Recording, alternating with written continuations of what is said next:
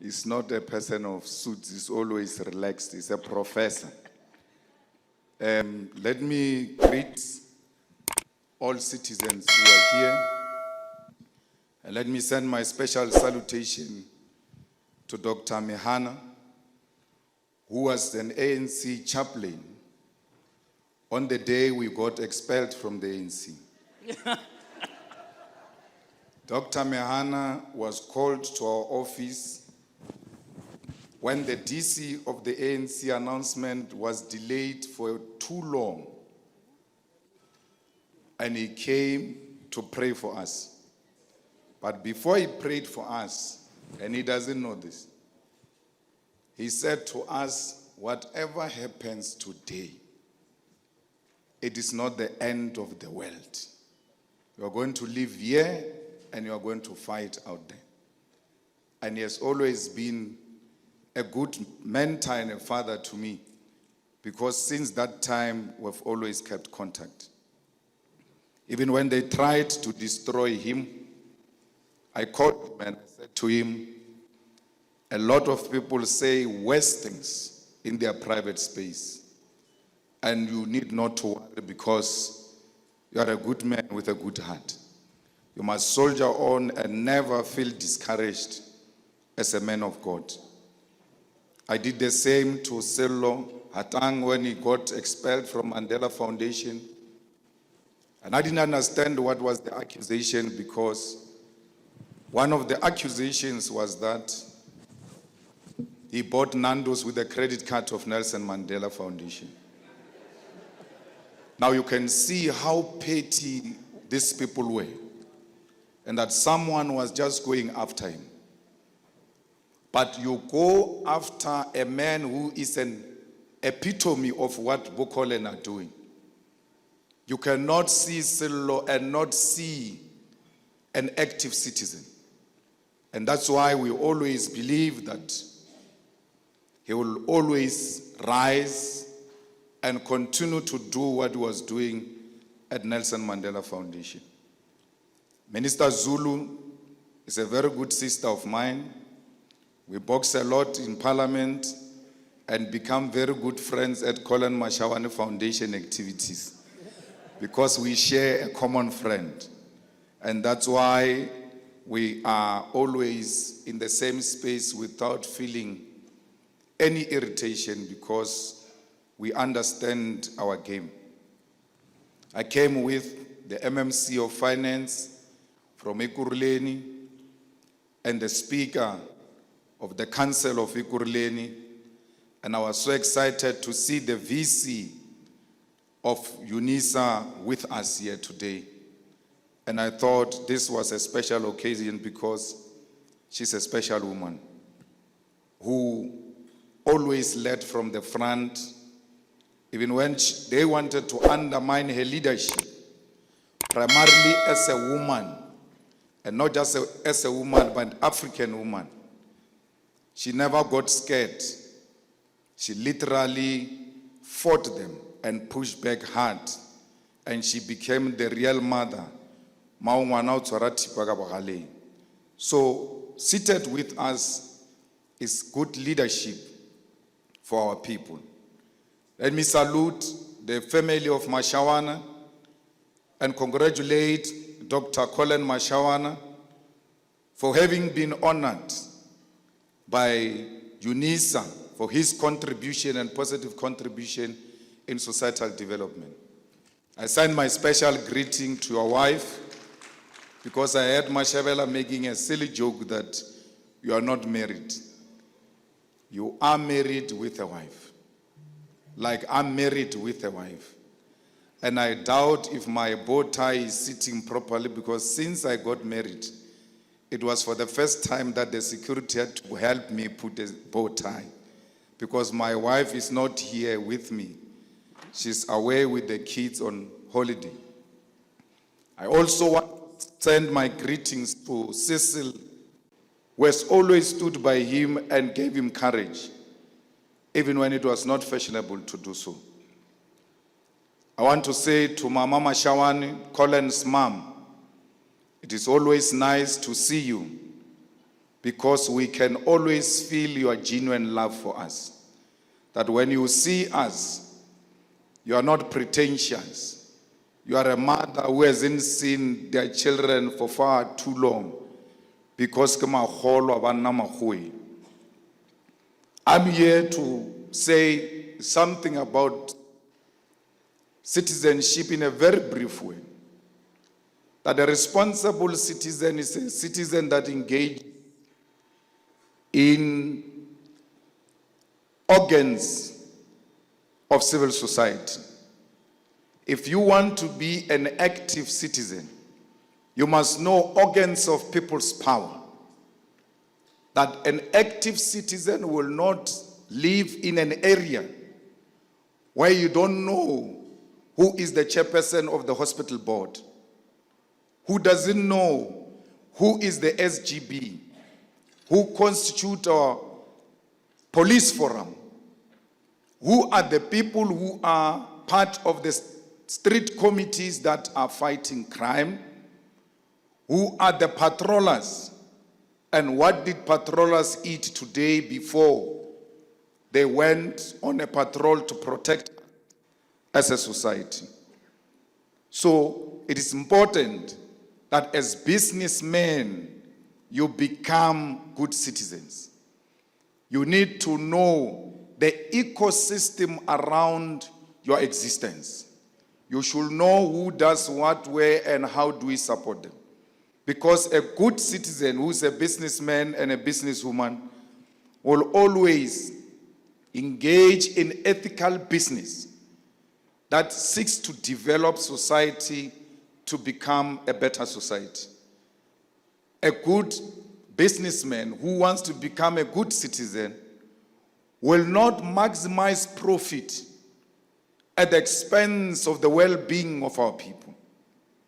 That a good businessman who's a good citizen will always ensure that you look after those who are around you, including your neighbors. It is not only for business people, it is also for all citizens who've got the means.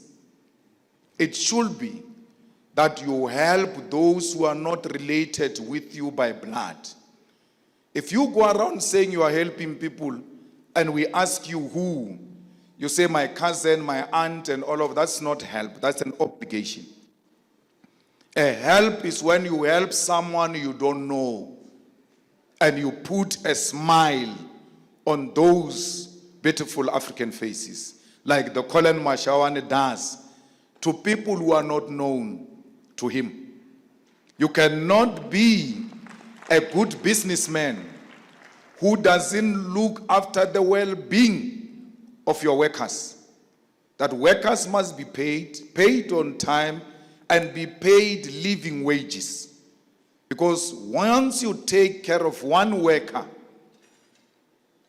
the likelihood is that you are looking after 15 to 20 people in one family.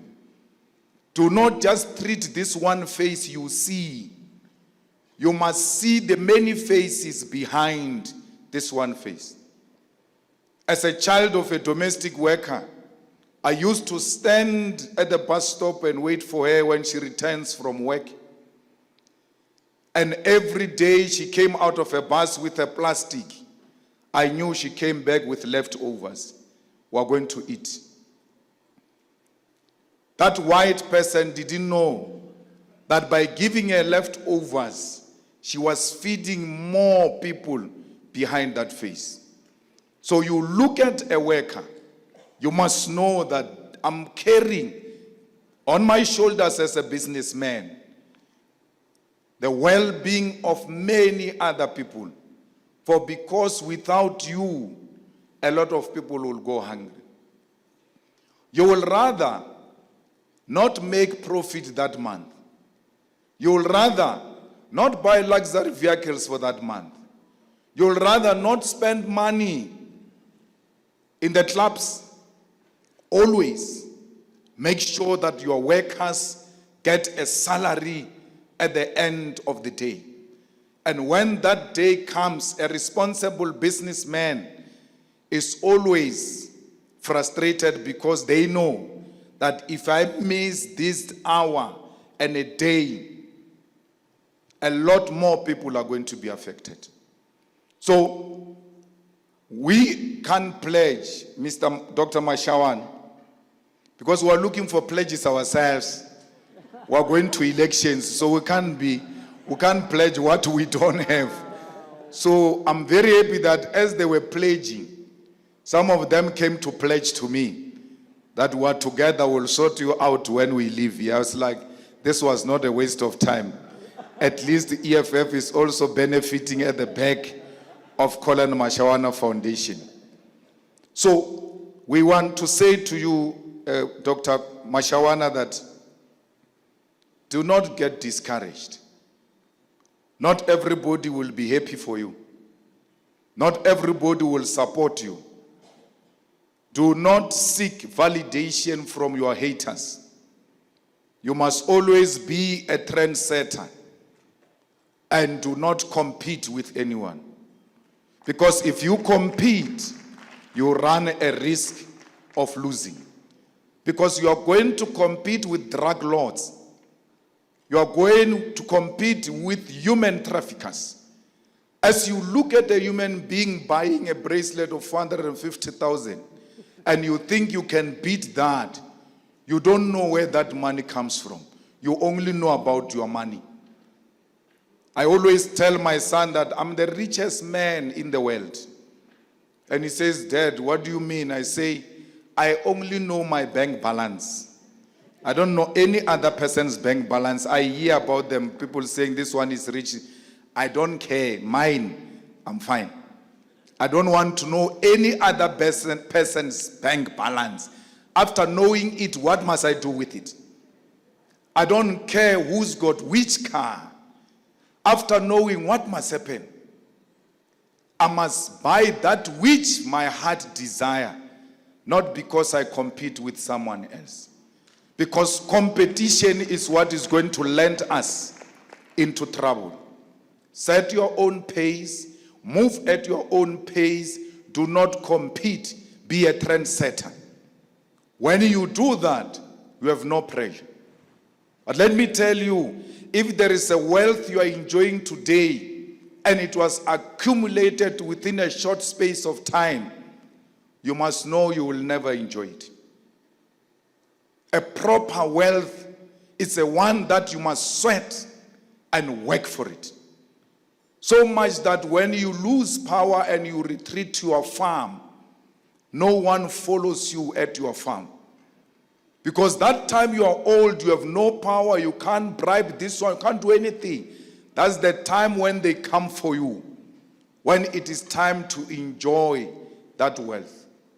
So the businesses you have been speaking about today, they don't want people who are impatient with themselves. Because business is not popcorns. It's something that you build in your mind, you conceptualize it, and you realize it and see it grow.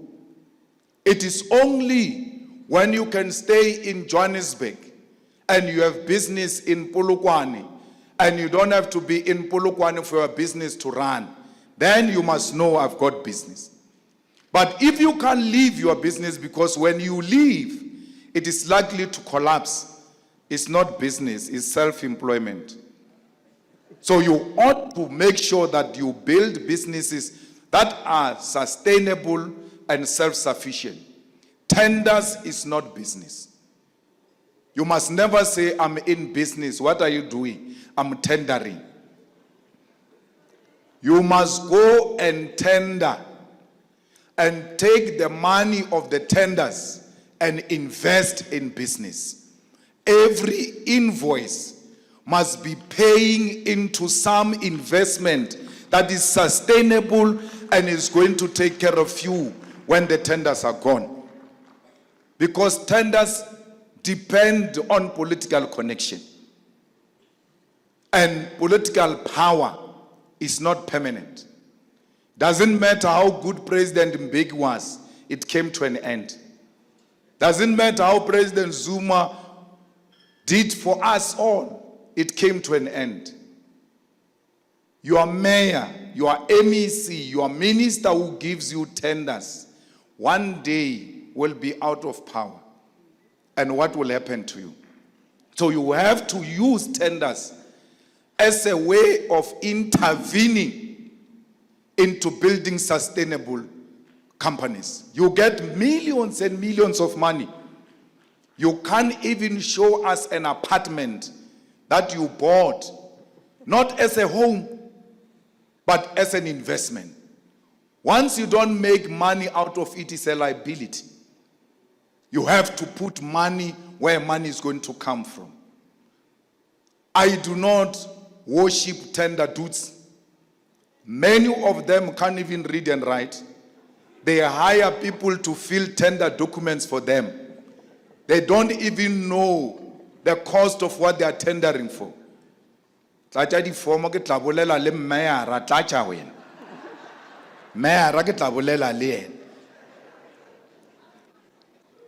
those who conceptualize business, those are the people that I respect and I always celebrate. And I know that seated here are men and women who use the government intervention in their lives to now put money in a sustainable program. Let's go and get every child to school. When we say education must be free, Minister Lindiwe Zulu, it's because if you guys had given us free education in 1994, we're not going to need RDP houses. We're going to build our own houses because we are educated. We need free. Why free education? Because Verwoerd said, why do you give an African child mathematics? What is an African child going to do with mathematics? So 1994 should have meant everything else that were denied must be given to our people. They said you can't be taught mathematics because mathematics comes with high positions, and high positions were reserved for white people. That's why they said, what are they going to do with mathematics?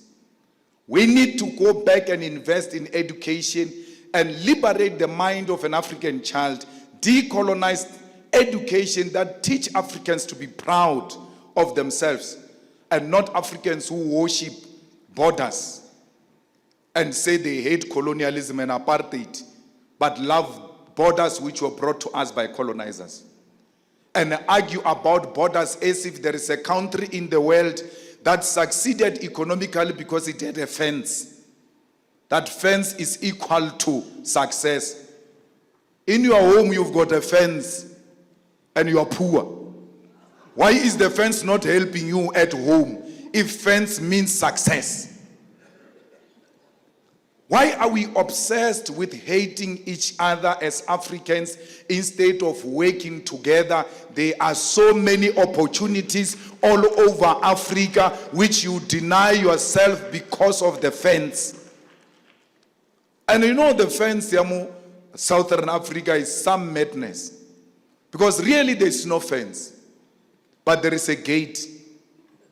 Have you ever seen a person with a yard putting a gate but there is no fence?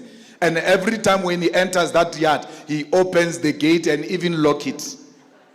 That's us. There's no fence in Lesotho. There's no fence in Zimbabwe. But we keep on wanting to believe on non-existing things. Hate me for what you want. I will never preach the division of African people. If it's going to cost me vote, let it be, because I will never be voted for by xenophobic individuals. Someone stood up in a meeting I was speaking and he said, they took our jobs. I said, after the meeting, come to me. Let's go fetch the job that they took from you. The person has never worked in his entire life, but they took his job. You don't have jobs because the economy is not growing. Not because Zimbabweans are here. Once they tell you the economy is not growing, then you must know there will never be jobs. The growing economy shows itself through the creation of jobs. Don't listen to the story of Zimbabweans and Lesotho. Just look at the economic indicators as to whether our economy is growing or not. And if they say we are not growing, then you should know we are going to be in a crisis of jobs. You know, I have got a big problem, and I don't understand why you guys don't have that big problem. When we grew up, I grew up in Sesheu in a township. There used to be boycotts where people said, we don't want matchbox houses. We want better houses. In Soweto and everywhere else in Umlazi, we want better houses. Where did we get the concept of better houses? We looked at the houses that Afrikaner government was giving to the poor Afrikaners. And we said, if we are poor, we must get something like this or even better than this. Show me in the Oxford Dictionary, VC of UNISA, where they say a house is a house without a flushing toilet. It's a house with a toilet. If it doesn't have a flushing toilet, it's a glorified mukuku. Because only mukuku can be built without a toilet. I've never walked into any mukuku where they say there is an in-suit. They turn the corrugated iron into some cement and bricks, but this is still the same thing. And we are made to celebrate that which we said we'll never accept from apartheid. And not only that, the apartheid houses are still standing today. And these ones that they call the RDP houses of 30 years ago have collapsed. If you are like yours is not collapsed, it has got a huge crack inside. I'm not saying apartheid houses were better. But I came here with Colin's forum. And if a stranger was to clap me here, now, I mean, me and Colin's forum were going to team together and fight this stranger which clapped me.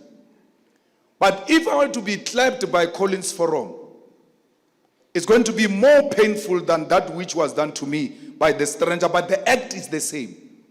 But because it's done by a person you came with, the person who knows your pain, the person who knows your suffering, why can't they do better? Because they know our conditions, they don't have to read about it. And that's why Collen's houses are a cause for celebration.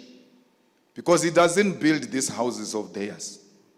And when you pledge here, you must never think you are going to do those RDP houses in the name of Collen Mashawana Foundation.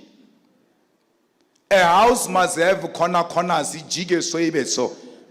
Ibe le passage. Ibe le dining, ibe le lounge, ibe le kitchen, ibe le flushing toilet. Not toilet outside. When you go to a toilet, it's like you are taking a tourism act. You are touring to the toilet. But how do you say we are human beings and you want to make us human beings and you give us houses in the bushes without toilets and flushing toilets? That which differentiates us as animals between ordinary animals and human beings is because we have flushing toilets. Only other animals must drop it and still see it. We don't have to see it.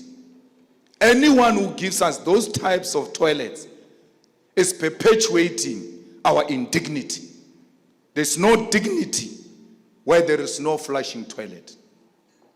So, Mashawana, we are happy that you are building houses that restore the dignity of our people. Bana ba ba robetše go ditlapo mola foromo le bo snao tambo. When their friends accompany them home tomorrow, they must not say, drop me at the corner, because they are ashamed of their house.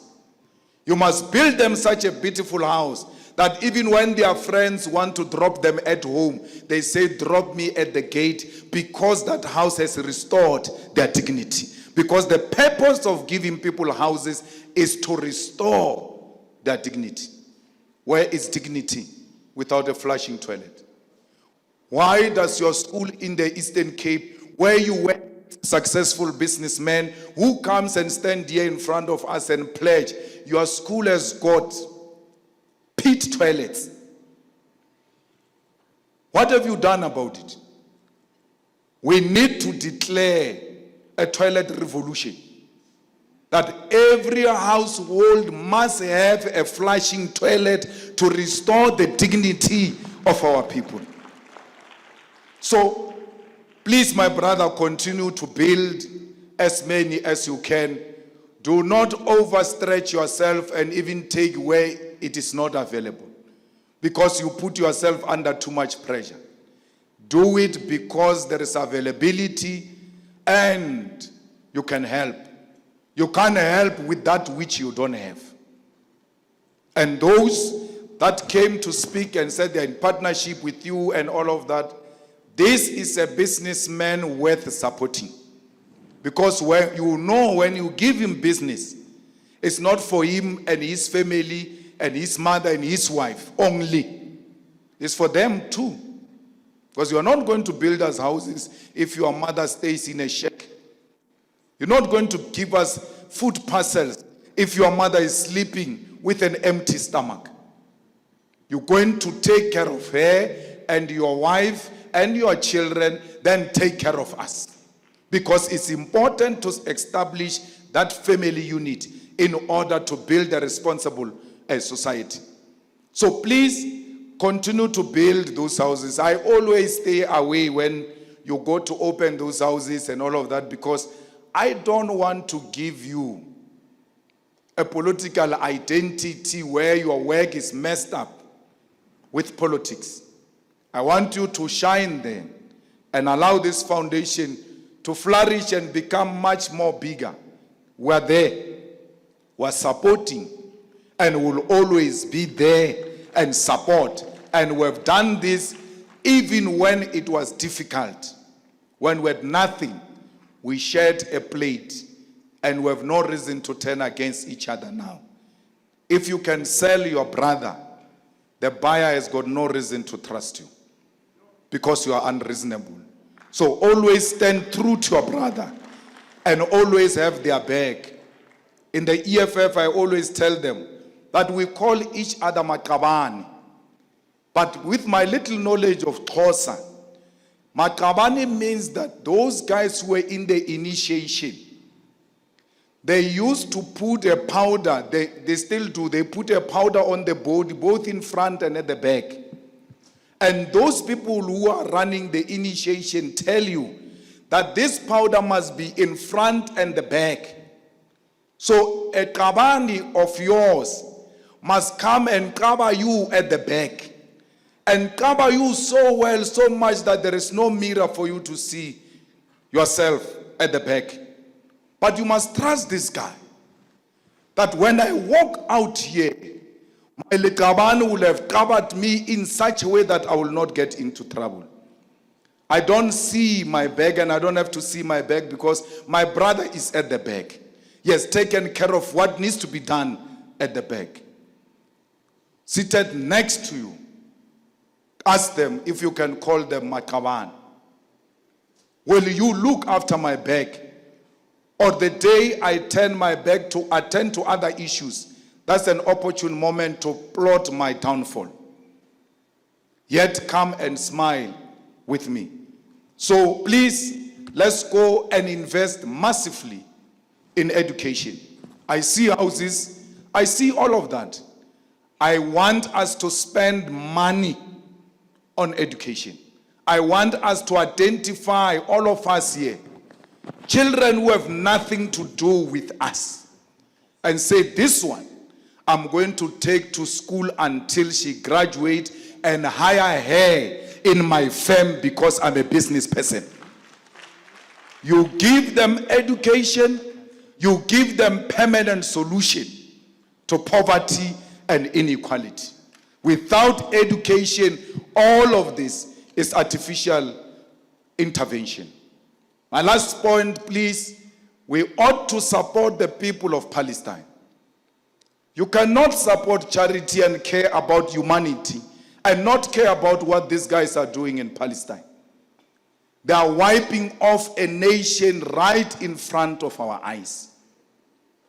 They want to destroy Palestine.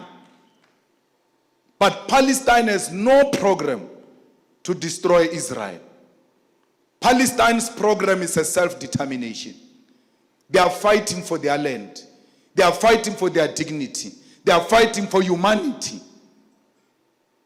So we should pledge our support to Palestine and call for peace in the Middle East, because now Iran is going to get in. It's becoming messy. And a messy world is not good for business. All of business that cares about humanity, we must stand up and say, stop the war in Palestine, stop wiping off the Palestinians from their own land. We come from there. We got support internationally. There were marches all over to support the release of Nelson Mandela and the end of apartheid. We are direct beneficiaries of international solidarity, and therefore we cannot behave like we don't know that international solidarity can help the people of Palestine, because it helped us. So we make a plea that please support Palestine and call for peace in the Middle East. Mama Mashawana, continue to support your children. Some of us, we long for these days where our mothers and our fathers and our grandparents walk next to us. They still need you. They still need you to call order and ask them to calm down and think rationally before they make certain decisions. So you are sitting here today, you might not give a speech, but that is a speech enough for you to be here, because even when we finish speaking and we are going to be visiting holy water, we'll be looking at where you are, whether you are seeing us or not, and behaving perfectly. Once we start wanting to be ourselves, we'll be like, Colin, is she not going home? Because we know that in your presence, we've got no luxury of misbehaving. Because we want you to sleep with a beautiful smile. We don't want to bring a blanket on top of your coffin, yet when you are still alive, we never bought you a blanket. We shall buy you many blankets annually, so that when you die, we don't feel like we did bad to the old woman who looked after us. Colin's mother is the EFF councillor there where she comes from. Active member and councillor of the EFF. So that's why Colin is confused, because there is Lindy Zulu here, there is Julius and my mother here. Okay, let them bring them, all of them together. They will see how they resolve their problems. So here we've got a mother, not only for Colin, but for the EFF as well. Because EFF is not for the youth. EFF is for the people of South Africa, irrespective of their age, color, and where they come from. Including white people are welcomed in the EFF, except racist. Because we must never glorify whiteness. This is black excellence, what I saw here today. It is not an easy time for us, Colin. When you said, I must come to your house on Wednesday, and I must still come here on Saturday, right in the middle of an election campaign. Realwa. But Wabatwerimba, they are very difficult. Mara, this elephant, we shall eat it piece by piece until we collapse it. Because we don't want a rushed victory. We are going to build it gradually. The EFF turns 11 years this year. The most formidable political formation in South Africa that owns a building at the city center of Johannesburg in less than 10 years. They've been for centuries, they don't own their own offices. because we are a serious organization. So we are pleading with all of you, including Minister Zulu, please vote for EFF. Thank you.